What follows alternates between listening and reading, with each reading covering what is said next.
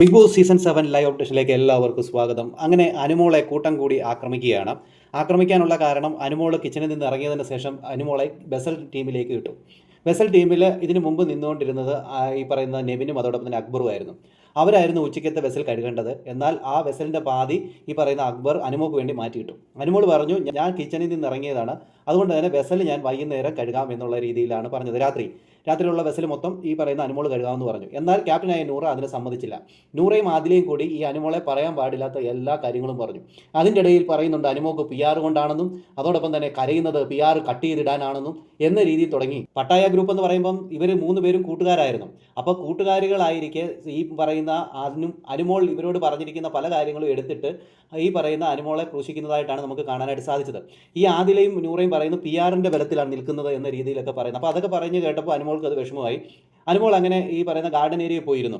Garden ഏരിയയിൽ പോകുന്ന സമയത്ത് അനുമോൾ ഈ പറയുന്ന നൂറയോട് പറഞ്ഞു, നീ ടോപ്പ് 5-ൽ എത്തിയതിൻ്റെ അഹങ്കാരമാണോ നിനക്കെന്ന രീതിയിൽ ചോദിക്കുന്നു. അത് കേട്ട പാതി ഈ നൂറ ഗാർഡൻ ഏരിയയിലേക്ക് വരുന്നു. മൈജി കോർണറിൻ്റെ ഭാഗത്തെത്തി അനുമോളോട് വഴക്കുണ്ടാക്കാനായിട്ട് നോക്കുന്നു. ഉടനെ ഈ പറയുന്ന ആദില വരുന്നു. അങ്ങനെ അനുമോളോട് അവിടെ വെച്ച് വഴക്കുണ്ടാക്കുന്നു. വെസലിൻ്റെ കാര്യം പറയുന്നു. അനീഷ് അവിടേക്ക് വരുന്നു. അനീഷ് വന്നിട്ട് കാര്യങ്ങൾ കൃത്യമായിട്ട് പറയുന്നുണ്ട്. ഇതുപോലെ ഉച്ചയ്ക്ക് വെസൽ കഴുകേണ്ടത് ആ ടീമാണ്, എന്തിനാണ് പിന്നെ അനുമോളുടെ മണ്ടയ്ക്ക് കയറുന്നത് എന്ന രീതിയിൽ അനീഷ് അവിടെ സംസാരിക്കുന്നു. അനീഷ് അവിടെ അനുമോളെ സപ്പോർട്ട് ചെയ്യുന്നത് കണ്ടപ്പോൾ അവർക്കാർക്കും പിടിക്കുന്നില്ല. ഉടനെ അനീഷ് കൊള്ളരുതാത്തവനായി മാറുന്നു. പിന്നെ അനുമോൾ അനീഷിനെ വിളിച്ചുകൊണ്ട് ഒരു സൈഡിൽ കൊണ്ടുപോയിരുത്തി അനീഷിനോട് കാര്യങ്ങളൊക്കെ പറയുന്നുണ്ട്.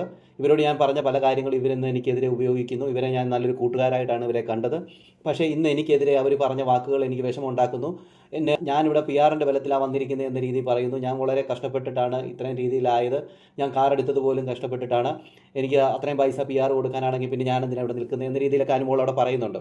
സത്യത്തിൽ അനുമോളെ വെളിയിലും ഉള്ളിലുമായിട്ട് PR എന്ന് പറഞ്ഞുകൊണ്ട് ആക്രമിക്കുകയാണ്. എന്തിനാണ് ഇങ്ങനെ ചെയ്യുന്നത് ഒരു പിടുത്തവുമില്ല. അനുമോൾ PR-ൻ്റെ ബലത്തിൽ അവിടെ ഉള്ളവരൊക്കെ പിന്നെന്തുവാ എന്തിൻ്റെ ബലത്തിലാണ് നിൽക്കുന്നത്?